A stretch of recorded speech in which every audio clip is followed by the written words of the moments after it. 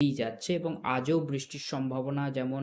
যে থাকছে এবং বৃষ্টি হয়েওছে এবং কোথাও কোথাও হয়তো পরেও হবে আজকে এবং 9 তারিখও থাকছে এবং এখানে 10 তারিখও কিন্তু আমরা বৃষ্টির সম্ভাবনা কিন্তু দেখতে পাচ্ছি। এই যে যে ঘূর্ণাবর্তটা ছিল সেটা যেটা নিম্নচাপে পরিণত হয়ে গেছে, সেই দুর্বল নিম্নচাপটির প্রভাবেও যে প্রচুর পরিমাণে সেটা যেহেতু জলীয় বাষ্প টানছে যে বঙ্গোপসাগর থেকে, যার প্রভাবে কিন্তু আপাতত 9-10 তারিখেও বৃষ্টিপাত হবে এবং তারপর ধীরে ধীরে দেখা যাচ্ছে এই যে নিম্নচাপটি এটি কিন্তু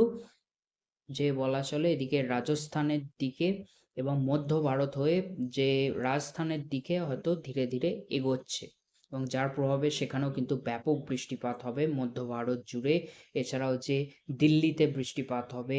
এদিকে রাজস্থানে কিন্তু বৃষ্টিপাত দেখা যাবে এবং তারপরই যে দক্ষিণবঙ্গে বৃষ্টি থেকে স্বস্তি আসবে সেটা নয়, আবারও নতুন করে হয়তো